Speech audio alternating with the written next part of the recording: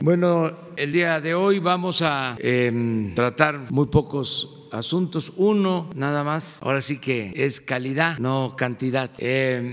Estamos muy contentos porque ya el día de ayer se aprobaron las leyes secundarias para la Guardia Nacional. Se terminó ya todo el proceso que incluyó la reforma constitucional, que fue aprobada por la Cámara de Senadores, por la Cámara de Diputados, de manera unánime. En el caso de los senadores, creo que un voto en contra en la Cámara de Diputados y también en las 32 legislaturas locales, por mayoría. Eso en cuanto a la reforma constitucional. Es un hecho histórico. Y el día de ayer se terminó el proceso de aprobación de las reformas a las leyes secundarias o de la creación de las leyes reglamentarias de la reforma constitucional. Y miren, agradecerle mucho a los legisladores de todos los partidos. En el caso de paridad de género, que también se aprobó, pues fueron 445 votos a favor, 0 en contra, 0 abstención. Guardia Nacional, ahí están los resultados, en lo general 429 a favor, 1 en contra. En uso de la fuerza, en lo general, 436 a favor, 1 en contra. Registro de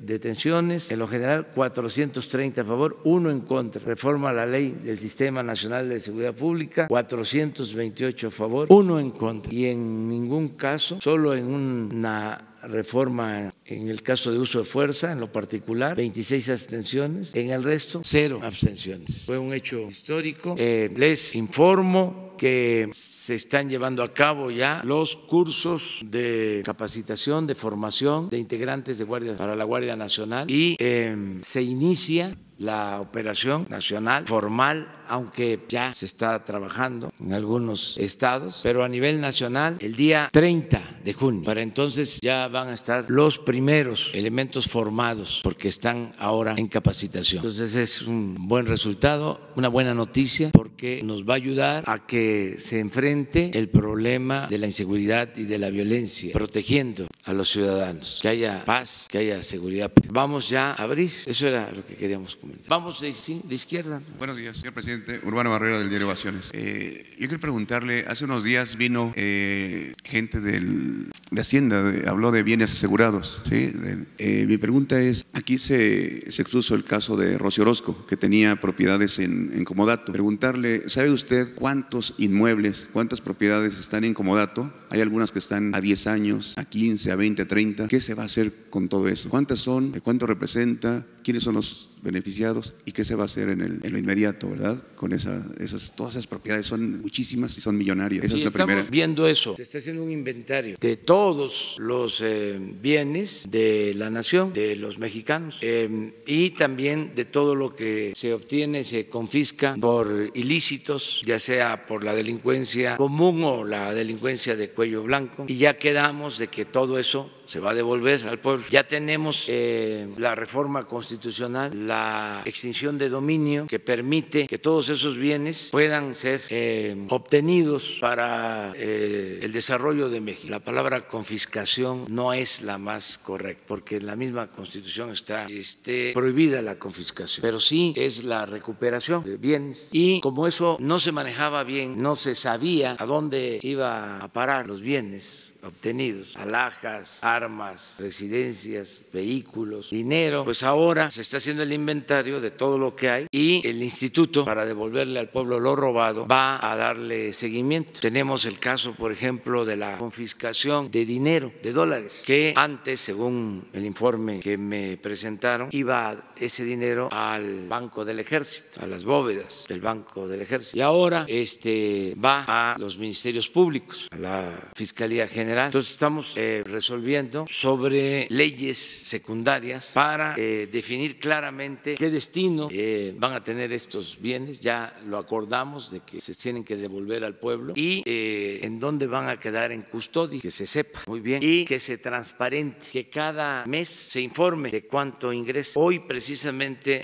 nos informaron sobre la operación del Ejército y de la Marina en acciones de combate al narcotráfico, de cómo se están clausurando laboratorios, las llamadas cocinas y detención de personas por narcotráfico, tanto en tierra como en mar, todo el operativo que nos informan de manera periódica sobre esto. Y hoy nos informaban precisamente de lo que se recupera. Esto, por ejemplo, es un informe de una semana, 10 días, por estas acciones, solo por estas acciones. A ver si no está la lámina, nada más una. Este es del 9 al 23 de mayo. Si ven, nada más del 9 al 23, que estamos hablando de 14 días, 4.437.000 dólares, 50 millones de pesos y más, si hago bien las cuentas. Entonces, todo esto va para la gente, regresa y se va a estar informando. Y ven también vehículos y armas. Es un ejemplo. Y hay, desde luego, pues, bienes, hay propiedades, y se está haciendo todo el inventario para devolver a la gente. Muy bien. La segunda pregunta, señor presidente, muy breve.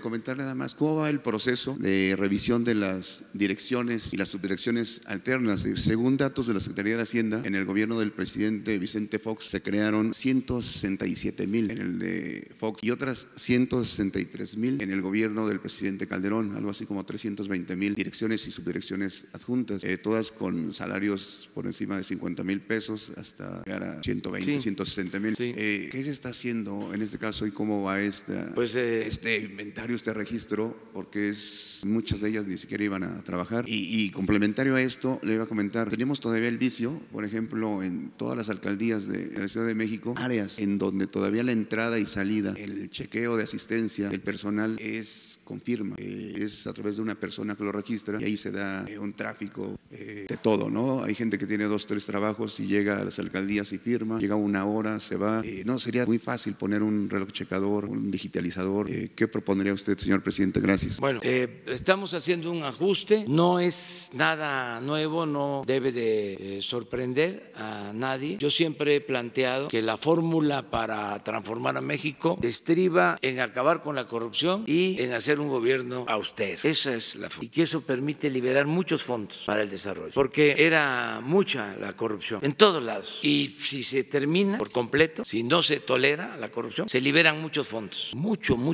dinero. Y lo mismo en el caso de la austeridad.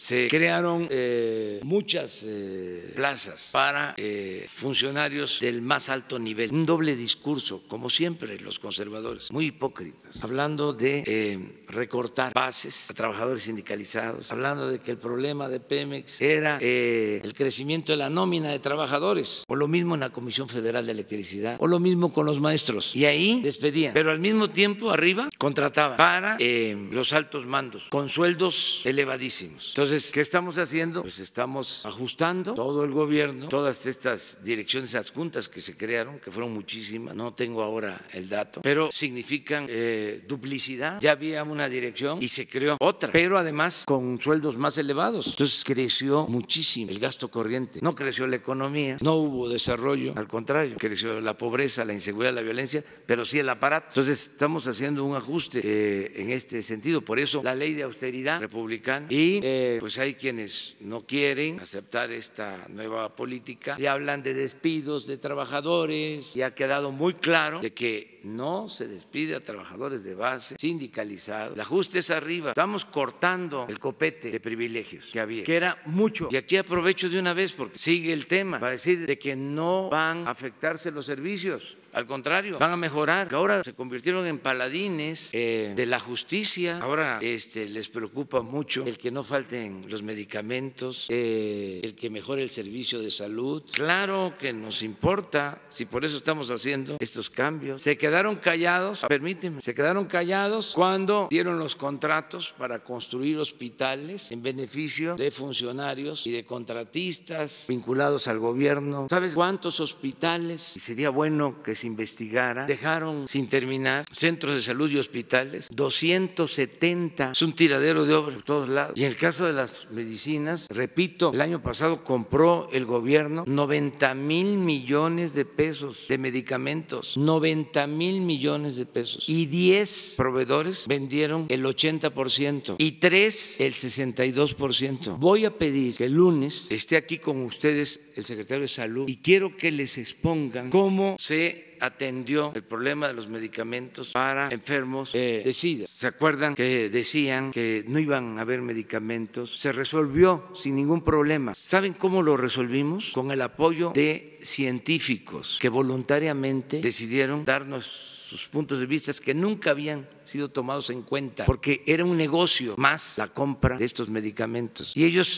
resolvieron de que había, por decir lo menos, una duplicidad, que se compraban medicamentos de más caros, muy caros. Bueno, nos ahorramos más de 1,000 millones de pesos y los tratamientos son ahora mejores. Pero yo se los explico así de manera muy general. Quiero que se los expliquen científicamente, técnicamente, porque esto va a servir de ejemplo para desenmascarar a todos estos corruptos que lo que quieren es seguir robándose el dinero de las medicinas. Por eso vamos a que el lunes se haga esta exposición y les expliquen en general cómo está la situación de las medicinas. Tenemos fuertes presiones, pero vamos a resistir. No se va a permitir el huachicol en nada, ni en la compra del papel para libros, ni en las medicinas, ni en la compra de alimentos. En nada se acaba el huachicol, se termina la corrupción. Y habían hasta quienes no tenían nada que ver con la venta de medicamentos, políticos. Luego se enojan porque salen a relucir los nombres, pero ¿para qué se meten? El pueblo es mucha pieza. Es mejor que ya entiendan que las cosas han cambiado, porque nosotros no nos vamos a quedar callados. Cero corrupción, cero impunidad. Entonces es muy bueno el debate que se está llevando a cabo. A ver, pero con él primero. Buenos días, señor presidente. Buenos días, señor presidente. Carlos Montesinos de la Hoguera. Pero entonces, ¿a qué responde lo que dicen ayer los directores de 11 hospitales especializados como cancerología, neurología, el infantil, de que sí hay una afectación en los recursos, en los medicamentos? En cancerología, por ejemplo, los cuidados paliativos ya se ven afectados, se están teniendo que recortar los números de citas, de atenciones. ¿A qué responde si usted mantiene esta postura? ¿Dónde está ese dinero? ¿Dónde están esos recursos? Habría que revisar, pero los institutos tienen presupuesto suficiente. Les diría que son de los hospitales con más recursos, claro, bien merecidos. Son institutos de excelencia, son institutos de dimensión mundial. Así como se atienden esos institutos, así como se tiene presupuesto en esos institutos, así quisiera, y ese es mi propósito, que haya atención médica en centros de salud, en las comunidades pobres, que no falten los médicos, que no falten los medicamentos, y en todos los hospitales. Entonces, si hay falta de medicamentos o de equipos en los institutos, de inmediato se resuelve, porque hay presupuesto. Además, que quede también absolutamente claro, para la salud del pueblo, para la educación del pueblo, no hay límite en cuanto a presupuesto. Sería una contradicción que un gobierno que surge de un movimiento popular, que estamos a favor de combatir la pobreza, de atender a todos, de escuchar a todos, de respetar a todos, pero de darle preferencia a los humildes, de que por el bien de todos, primero a los pobres, no destinemos recursos para la salud o para la educación. Sí, ayer hablé, lo vuelvo a decir, el compromiso es que vamos a tener en el sexenio un sistema de salud pública como el de Canadá, como el de los países nórdicos. Es el compromiso. Atención médica, medicamentos gratuitos, centros de salud, hospitales suficientes, no saturados, buenos equipos, buenos laboratorios, médicos suficientes, especialistas, no solo en las grandes ciudades, sino donde hay hospitales de especialidades, en las zonas apartadas, y que necesitamos tener especialistas y medicinas, y no cuadro básico, todas las medicinas. Ese es el compromiso, pero son muchos los intereses. Yo nada más les recuerdo, para documentar sobre el porqué de esta polémica y el porqué de este asunto. El presidente Obama inició una reforma de salud en Estados Unidos y no pudo por los intereses creados alrededor de todo lo que tiene que ver con la salud. Nosotros vamos a poder, vamos a dar el ejemplo mundial en eso y en otras cosas.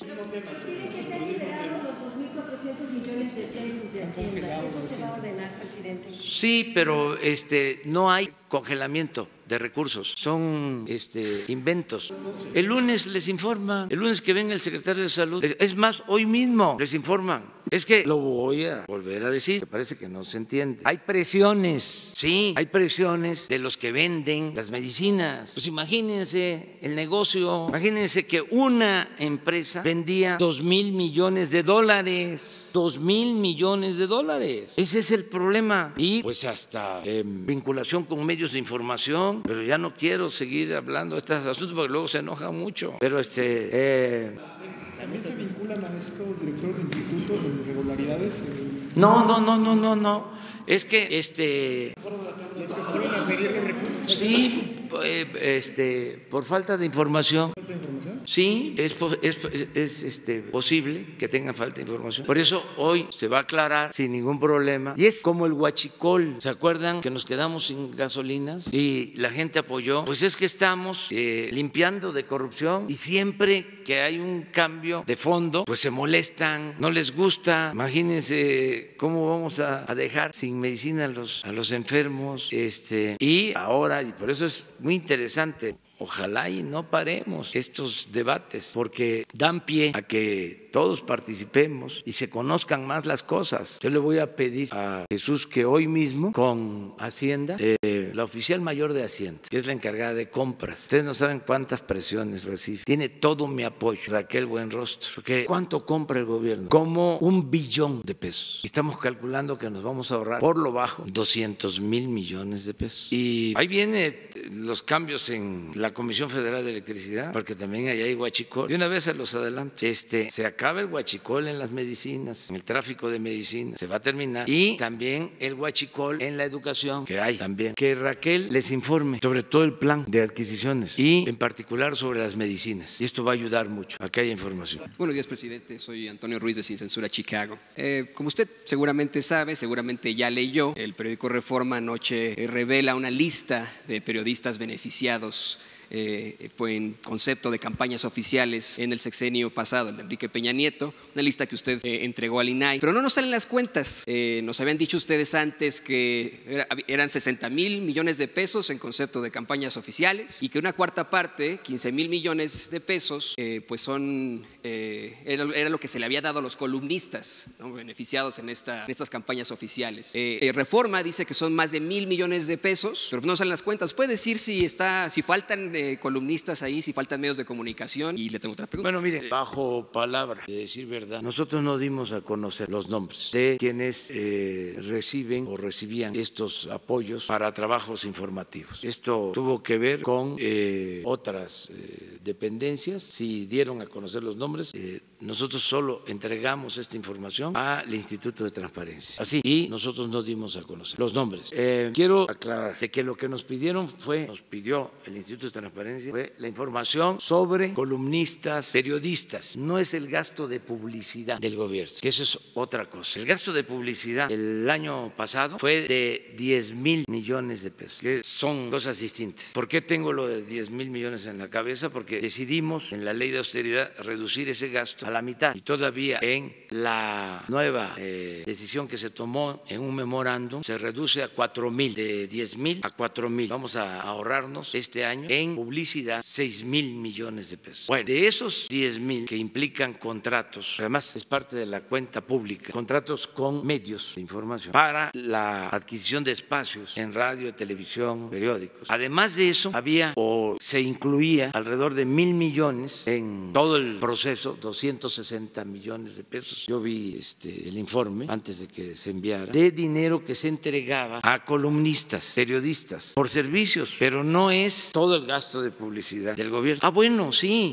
como parte de la publicidad del gobierno se les daba un recurso. ¿Esos nombres los va a dar a conocer? ¿Los nombres de estos periodistas que solamente Nosotros no. ¿No lo dieron a conocer ustedes al INAI, esos nombres? Sí. Porque honestamente, presidente, esto es absolutamente antiético. A mí me enseñaron en los primeros semestres de periodismo que columna pues es un artículo de opinión, es un editorial. Imagínese usted que se le paga millones de pesos a un columnista para emitir una opinión. ¿Es antiético, no le parece? Sí, pero hay un instituto de la transparencia para eso, que fue el que nos solicitó la información, y aquí dijimos en su momento que no queríamos que se pensara que era una respuesta nuestra ante ataques o cuestionamientos o críticas legítimas. No, se hizo porque ciudadanos pidieron al Instituto de la Transparencia esa información, y el Instituto de la Transparencia nos pidió a nosotros esa información y nosotros entregamos esa información y dijimos no vamos a revelar los nombres. Además aclaré que lo de la publicidad es legal, es decir, todos los gobiernos contratan publicidad. Oiga, presidente, pero ya como último,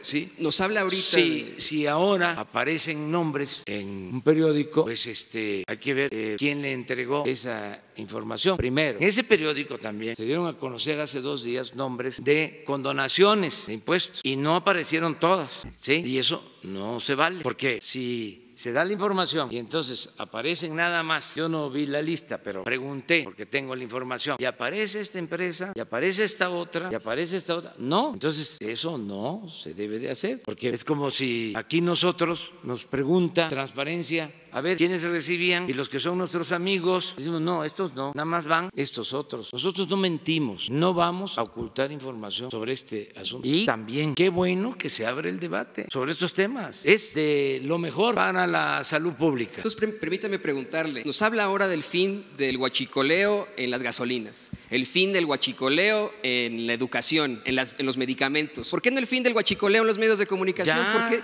Bueno, pero sigue habiendo publicidad oficial. Yo entiendo perfectamente que necesitan ustedes tener tiempos oficiales, tiene que difundir su mensaje, pero desde antes de las campañas ustedes ya difundían un mensaje muy fuerte en redes sociales. ¿Por qué no darle un fin ya a las campañas oficiales, a la publicidad oficial? Porque necesitamos también, el gobierno requiere informar, y además son empresas, son fuentes de trabajo que deben de cuidarse. Además, por ley, nosotros tenemos derecho a informar, es garantizar el derecho a la información, y se hace a través de las redes sociales, y se hace a través de todos los medios, pero se van a seguir haciendo contratos de publicidad con medios transparentes, explicando por qué a los medios convencionales, no convencionales, de acuerdo a la cobertura, al alcance que tienen. Si son medios de periodistas, hay que apoyarlos.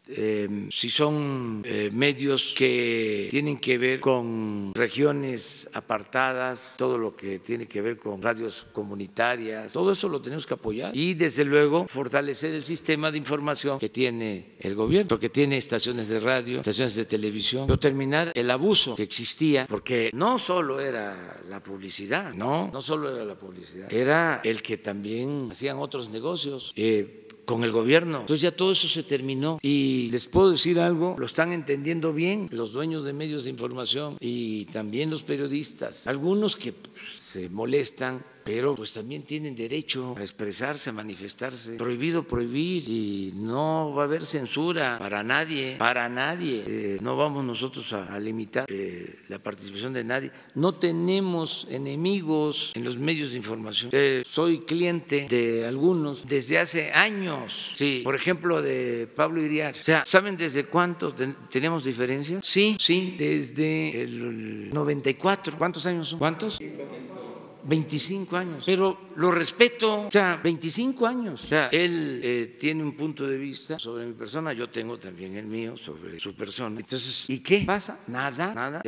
Todos los días soy cliente, pero pues lo entiendo. Él políticamente, porque no me gusta meterme en cosas familiares, políticamente fue el de comunicación de Salinas. Estuvo, no sé si en Notimex, o era director de El Nacional o alguno de esos periódicos que ya no existen, que eran boletines. Ya no existe El Nacional, ¿no? Sí. Lo mismo Riva Palacio, pues estuvo con Salinas. Otto Granados, pues el que acaba de salir de secretario de Educación, fue el de Comunicación Social de Salinas. Entonces, los entiendo, somos distintos, tenemos proyectos contrapuestos de nación. Pues ellos se dedicaron a apuntalar al régimen neoliberal o neoporfirista. Yo me he dedicado a cuestionar al régimen neoliberal, neoporfirista, a cambiarlo, a transformarlo. Pero bueno, si existe este debate, es sano completamente que se exprese, que se manifieste. Sí, lo que cuentan son los argumentos, y por eso las benditas redes sociales, porque ya les he dicho y lo repito, antes pues eran nada más ellos, y a nosotros, ¿en dónde nos publicaban? Hay un periódico al que yo respeto mucho, que en los tiempos más difíciles del movimiento abrió los espacios para la lucha social fundamentalmente, o para la lucha democrática con dimensión social. Entonces es muy importante lo que está sucediendo sobre la participación de la sociedad, de los medios, del gobierno, y entre todos buscar nuevas opciones, nuevas alternativas de convivencia en armonía, con libertad, sin autoritarismo, sin corrupción. Sería extraordinario abrir foros sobre este tema, porque sí estamos en un proceso de cambio, de transición, y no solo porque cambió el gobierno y va a cambiar el régimen, el actual gobierno, es un cambio de régimen, no solo por eso. O sea, y se tiene que entender que es una nueva realidad, que no se puede poner vino nuevo en botellas viejas, no solo por eso, sino por el avance de la tecnología. ¿Cómo se le hace para mantener a periódicos ante el crecimiento constante de las redes sociales? Imagínense los jóvenes, vamos a ver a los jóvenes dentro de 2 años, 3 años, 5 años, 10 años, como nosotros que nos levantábamos y después del café buscábamos el periódico para leer, o era parte de la costumbre, o la radio desde que uno se levantaba, porque además no solo eran las noticias, sino eran los avisos. En mi estado era que mandaran el cayuco a la orilla del río porque iba a llegar una persona y que lo cruzaran, y se usaba la radio para eso, o que un enfermo estaba en el hospital pero que ya estaba mejor. Pero ahora en muchos casos todo es con el internet, y vamos a comunicar a todo el país con el internet. Entonces, ¿cómo se va a dar el reacomodo en los medios? ¿Qué va a pasar con el periodismo? Son temas interesantes. ¿Y qué sugieren ustedes que se haga? O sea, ¿qué podemos hacer nosotros desde el gobierno? ¿Qué ustedes proponen? Sí, pero la política que debe de aplicarse. Nosotros tenemos lineamientos generales, pero ¿por qué solo nosotros vamos a decidir la política? ¿Por qué no se comparte y todos opinamos y hay una consulta con este propósito? Va a haber, creo que la semana próxima, una consulta para igualdad promovida por mujeres, para seguir avanzando en la igualdad. Es un tema importante. Entonces, claro, sin odio, sin rencores, con respeto, pero es interesante. Buenos días, presidente. Alberto Rodríguez, de SDP Noticias. En este listado que aparece de periodistas, quiero entender mejor exactamente cómo se elaboró, porque es un listado de empresas, de razones sociales ligadas a periodistas que recibieron dinero, ya sea por concepto de publicidad oficial o por otros servicios, como el caso de Krause, que recibe publicidad oficial y recibe otros servicios, ¿no? Y él tiene Editorial Clio, y la empresa que está listada en realidad es Editorial Clio, no Enrique Krause. En ese sentido, ¿por qué no se incluye también a La Jornada, que los dueños son periodistas? ¿Por qué no se incluye a Reforma, cuyo dueño es periodista, estudió periodismo, al Universal? O sea, ¿no le parece a usted que fue un poco discriminatoria la manera en la que se entregó la lista de poner simplemente a empresas ligadas a periodistas, pero no a todas? O sea, insisto, La Jornada y otras también son de periodistas, y no se sabe qué monto recibieron ellos. No, pues eso se puede resolver. Damos a conocer, si lo solicitan, todo el presupuesto que se utilizó para publicidad. Es que me parece que la solicitud original iba en ese sentido. No era para esto, tengo entendido. Pero podríamos resolverlo así. Si el Instituto de la Transparencia nos pide toda la información, se entrega. Es que la solicitud ya es en ese sentido, señor presidente. ¿Sí? ¿Podrían ustedes aclararlo? Sí. Con permiso. Buenos días. Se han hecho varias solicitudes de información.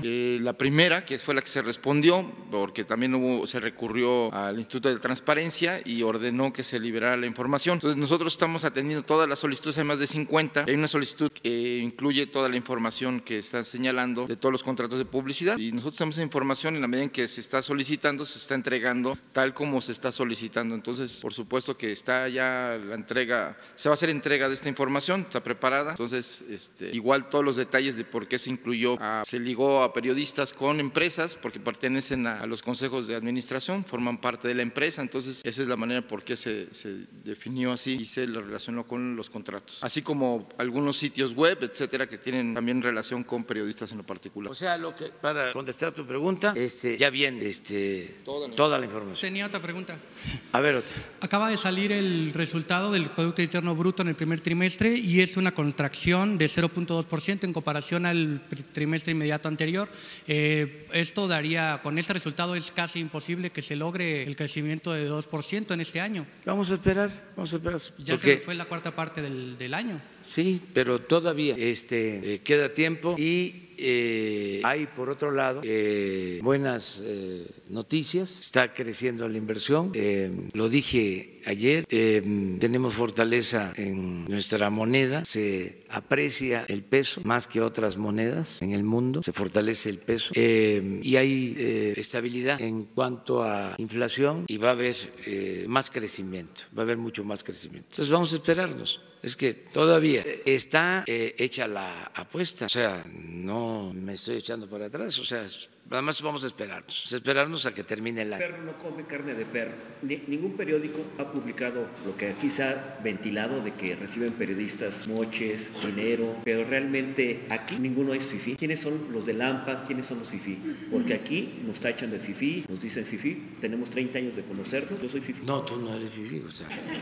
Entonces, o sea, ya dije, a ver, voy a definir de nuevo lo de fifí. Y usted aspira a que tengamos salud de primer mundo, pero no tenemos vacaciones de primer mundo ni maternidad para las damas de primer mundo, porque en esos países la maternidad es de un año, aquí es de 60 días. Las vacaciones son de 6 meses y aquí son de 10 días. Sí. Vamos a tener esas... Vamos hacia el estado de bienestar que hay en los países nórdicos. En efecto, allá son bien populistas. ¿Saben qué hay allá? Con los nórdicos, los suecos, en Noruega, en Dinamarca, países populistas. La salud es de calidad y es gratuita. La educación es de calidad y es gratuita. Se garantiza el derecho a la pensión, no en una poca cantidad, sino pueden estar recibiendo en pesos un pensionado. En Dinamarca, 25, 30 mil pesos, después de los 65 años. ¿Saben por qué han podido alcanzar eso? Porque no hay corrupción, ni en Suecia, ni en Dinamarca, ni en Noruega. No hay corrupción. Y también no hay violencia. Entonces, es muy sencilla la fórmula, que no haya corrupción. A ver, les pregunto, ¿dónde creen ustedes que hay más multimillonarios? ¿En Suecia, en Dinamarca, en Noruega o en México? ¿Dónde creen que hay más desigualdad? Entonces, por eso el cambio, por eso la transformación. Vamos poco a poco para garantizar la seguridad, que el mexicano tenga protección, tenga seguridad, desde que nace hasta que muere, desde la cuna hasta la tumba, estado de bienestar. Lo podemos lograr si erradicamos la corrupción, si se acaba la corrupción. En el sexenio se va a terminar la corrupción, me canso ganso. Y eso va a mejorar las condiciones de vida y de trabajo. No solo va a haber más crecimiento, va a haber más bienestar en nuestro pueblo, va a haber felicidad. Acerca de lo de los fifís, se malinterpretó, ya todo mundo... No todos, pues, pero muchos se sintieron fifís. No, hay niveles. El fifí es como el junior de conservadores, de oligarcas. Esto surge, lo he explicado, de cuando triunfa el movimiento revolucionario, cuando triunfa el presidente Madero. Los porfiristas, no todos, pero sí, en su mayoría, de la oligarquía, sus familias, pues rechazan al presidente Madero. Lo rechazaban hasta los propios miembros de su familia. Su abuelo Evaristo le escribió una vez una carta a Porfirio Díaz diciendo: estamos muy apenados con usted, presidente. Este nieto Francisco está muy mal, queriendo quitarle el poder. Nos preocupa con decirle que es hasta espiritista. Bueno, ese pensamiento conservador se expresa de manera intensa y burda cuando gobierna el presidente Madero, que quería la democracia, un hombre bueno. Entonces, cuando empieza la represión impulsada por ellos, y desde luego permitida por un embajador de Estados Unidos, cuyo nombre es preferible olvidar, el peor embajador que ha habido en México, de los Estados Unidos, y otros grupos de intereses creados, articulan un movimiento en contra del presidente Madero, al grado de que aquí lo apresan, aquí cerquita, lo tienen en la intendencia preso, a él, al presidente, al vicepresidente Pino Suárez, al general Ángeles, y de aquí lo sacan en la madrugada para asesinarlos cobardemente en Lecumberri. Bueno, eso que se conoce como la escena comenzó con la detención del hermano del presidente Madero, de Gustavo Madero, que lo torturaron de manera inhumana en la Ciudadela. No recomendaría a nadie leer el relato, la hazaña, el odio que se llevó a cabo en ese asesinato. ¿Qué creen que pasó? Los fifís en ese entonces quemaron la casa de la familia Madero, y cuando asesinaron a Gustavo salieron por las calles en sus coches a celebrarlo. Eso eran los fifís, con una prensa de respaldo, una prensa fifí conservadora. Entonces estamos hablando de una circunstancia muy especial. Entonces no es para que todo el mundo se sienta fifí, solo que tenga ese pensamiento conservador y esas actitudes. Entonces no son ustedes fifís, o sea, ustedes son periodistas profesionales, honestos, diría yo, abnegados, porque les pagan muy pocos. Lo que hay que hacer es un movimiento para mejores condiciones salariales en el periodismo. Pero bueno, ya no me meto en eso. ella. ¿Tú, los dos? Buenos días, ciudadano presidente. Malanderos de Revolución 3.0. El día de ayer nuestro medio publicó un reportaje que involucra a Jorge Alberto Ibáñez Candelaria, un alto funcionario de la Comisión Ejecutiva de Atención a Víctimas, CEAP. El delito es de sustracción de una menor de 11 años. La madre de la menor lleva más de 2 años sin ver ni saber nada de su hija, pese a tener la guarda y custodia de la niña. Durante estos 2 años, jueces le han ordenado al funcionario entregar a la niña a su madre y por desobedecer en varias ocasiones ya se emitió una orden de arresto.